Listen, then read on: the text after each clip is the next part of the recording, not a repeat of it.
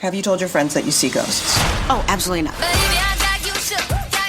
Gina Rodriguez returns in Not Dead Yet. I'm back, baby! Who is up? Oh, she's the obituary writer. And Brad Garrett joins the brilliant ensemble cast. Titan, Maverick, Titan of all Mavericks. These are all words used to describe me. Not Dead Yet. Season premiere. Tonight, 8:30, 7:30 Central on ABC. And stream on Hulu.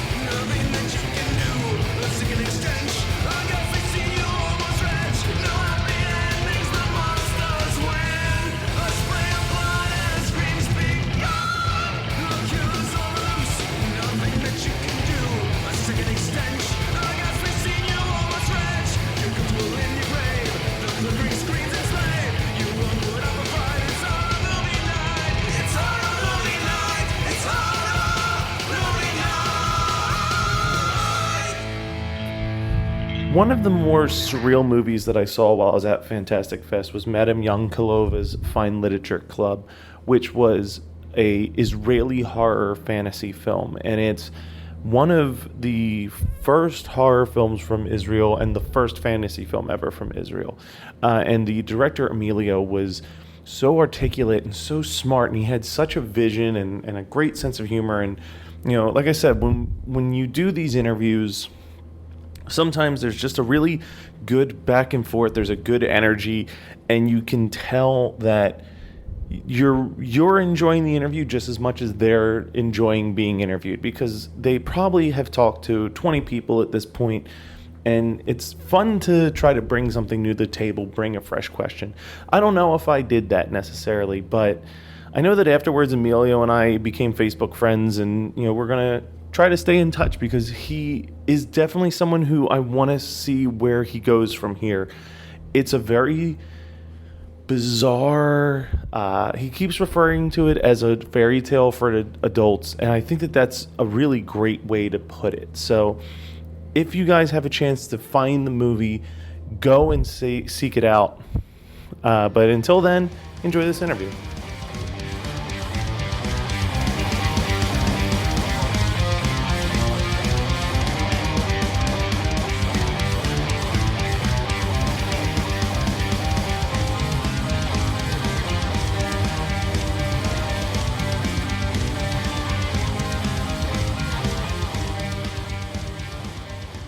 Hey everybody, I'm here with Emilio, the director of Madame Yankelova's Fine Literature Club. It's an Israeli film. I don't want to call it necessarily a horror film, because it's not. It's actually a romance film in a very strange way. Yeah, we actually call it describe it like a dark fairy tale for grown-ups.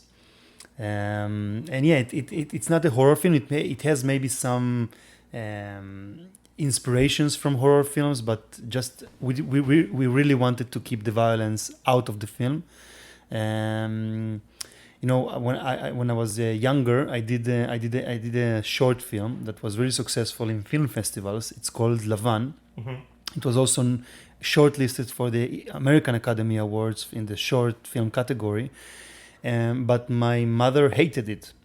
Because it was too horror for her. It was too violence for her, and she asked me that in my next film, to do it to keep the violence out of the film and to leave it in the mind of the audience. And I thought that was a really good advice. And I listened to her, because you always have to listen to your mother, no? Yeah. And I'm very happy that I listened to her and that I kept the horror scenes out of the film and leave it on the head of the viewers. Well, and I think that I remember when I was sitting in the theater, and there's the first sequence where the chairs do what the chairs do, and for me, as much as I love horror movies, I never like violence. I weirdly don't like stuff that's too much. So I was so tense in my chair, like what's going to happen? And my mind was coming up with all these different things. And then you just kind of fade to the next scene, and in a way that was so much more horrible, because my mind had figured out 1,000 different options. Yeah, so I have to tell you the truth that when we wrote the script, I let my imagination to float, and to just write horror scenes, really horror scenes. But then, I kept thinking about my mother as the audience, because also my mother likes horror films. But she don't like the violence in it, and I decided to leave the violence out of it, and because I think that in many ways the imagination of the audience it's much more horrific than anything can describe on the film that can be in the real film, and I decided to leave it in the mind of the audience and the viewers. Yeah, I think you show. It's the difference between you show a group of men that are restrained, and if you showed them getting their throats slit and shoved into a meat grinder and turned into hot dogs or whatever, the effect could also make the movie laughable if you don't have the right budget. But somehow just showing them tied up and then immediately you just cut to a giant stack of hot dogs is infinitely more worse. I agree. I was afraid that people won't understand it, because as a director and writer, I want people to understand what I'm telling and to follow the story that I wrote. But so we were very conflicted about it. If we should show something, if we should be more gore. That's Yeah. If we should be more gore, but we decided to keep it out. And to leave it to your head. Your head is much more twisted and crazy than anything I can do. And I believe you said during the Q&A that this was something you had to really fight to get the financing for. And it made me curious, is horror a very predominant genre in Israeli films, or is it, you really have to fight to get them made out there? It's crazy to make a horror film in Israel. Not just horror, but even any kind of genre film is very unappreciated in Israel, unfortunately. Most of the Israeli cinema is realistic, is very realistic films. I would say it again. Most of the Israeli cinema is really realistic and is chained to the reality. And most of the stories tell either the Palestinian-Israeli conflict or family dramas or minority dramas that their fight in the Israeli society. And for me, those genres are really boring. And although I have to admit that the Israeli films are very successful in Cannes or Venice or Berlin, but I find it like a vicious circle, because the festivals want those kind of films, so the Israeli filmmakers do those kind of films in order to be accepted to those kind of festivals. And for me, those festivals are not interesting at all. I'm much more interested in the genre film festivals like Fantastic Fest. And I wanted to make the first fantasy film ever made in the Israeli history. I was really inspired by two friends of mine, Navot Papushado and Aaron Kashales, that did Big Bad Wolf, that won in Fantastic Fest a few years ago. And they are actually the first directors that did a horror film in Israel. So I wanted to follow them and to make the first fantasy film ever made in Israel.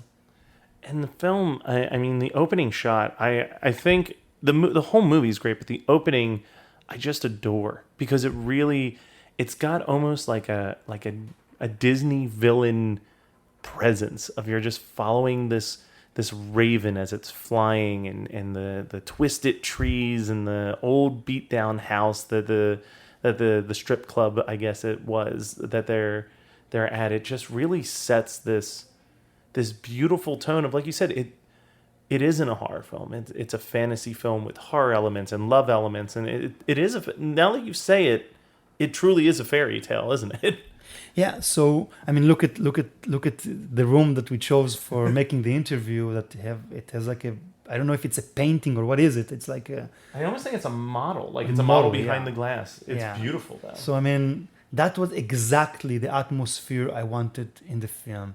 And we had like paintings that inspired us, those kind of paintings that are very gothic and very dark. And you said Disney, but more than Disney, I think that I was very inspired by Tim Burton, Okay, I can see that too. Yeah. and especially from Edward Scissorhand. That I think that it's my favorite film ever. And one of the things that I really liked in Edward Scissorhand, that it tells like a completely weird story about this guy who has, instead of hands, he has scissors, and it's something that you can. I mean, when you tell the premise of it, you can almost laugh about it. I mean, it sounds so weird that who would watch a film about a guy who had scissors instead of hands? And it's not a children film. It's not a fairy tale for children. It's a fairy tale for grown-ups. So this was exactly my vision and the exact inspiration I had to tell a twisted story and a weird story about women who despise men, who hate men, who don't believe in love, and they compete each other in order to bring men to the club and to make hot dogs out of them. So this can also be like a very weird story to tell, but if you put it in the right dimension, in the right context, and I think that you can succeed of telling these kind of stories. I want you to tell a real quick story that you told in the Q&A, because I thought it was so charming and funny about the real life inspiration of some of the moments in this movie. Yeah. It was a friend of yours, right? Yeah, so my muse is Sigal, is a good friend of mine. Her name is Sigal Roche. And she is like a very intense diva. And once in a while we have dinner. She is making dinner for me, and we come to her house and we talk, and we drink wine. And she always making me the same thing: schnitzel with mashed potatoes and a glass of wine. So we were talking, and I was eating, and I was in the middle of like eating the schnitzel, and then I asked her, "So Sigal, what's going on with this guy that you are dating lately?" And then she looked at me in a very weird and dark look. And then she looked at my plate and she told me, "Here he is." And I was like in the middle of eating the schnitzel, and I was like choking. Oh, because she gave me this look, and I know her, and she's like a very weird woman. And I thought that it might be true. I mean, because I know this woman and I know what she's capable. And I said, "Oh my God, am I eating this guy now?" By the way, I'm not sure that she was lying. So you never met the guy she was dating? No, I mean, and Tel Aviv is a very small city. I mean, where is he? Where is he, this guy? And I never ate again in her house. We still meet, but we go to a restaurant to eat schnitzel. I mean, I'm not eating in her schnitzels anymore. She gave you some sleeping pills too, right? Yeah, I mean, once it's also a true story that was in the film, that I was like really depressed. My heart was broken, and I was really depressed and in anxiety. And I came to her crying, and she told me, "Emilio, everything will be all right. I will make you schnitzel." And she like made me a schnitzel, but she put sleeping pills in it because she felt that I needed to sleep. And I couldn't sleep because I was 3 days up, anxiety and depressed. And then she gave me the schnitzel, and I fell asleep immediately for 2 days or so. You think after the first day she might at least attempt to wake you up to make sure everything was okay? Yeah, but she didn't. I mean, she didn't care. I mean, she just wanted me to relax. All right. Well, by the way, maybe one more. If I would sleep one more day, I would find myself as a schnitzel. Exactly. The film is currently up for acquisition. After Fantastic Fest, what's the next step with this film? Where's the next place maybe that people can see it? So the film is open to acquisitions. It will be screened again here in Fantastic Fest, and we have a lot of film festivals ahead of us in the States and abroad in Europe and South America. Okay. Well, you made a great movie. I can't wait to see the next one. Thank you very much.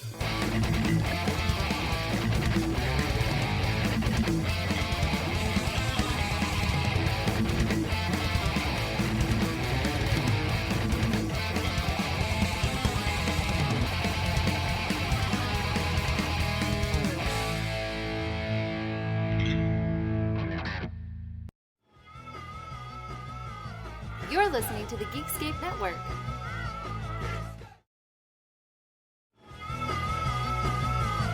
You're listening to the Geekscape Network.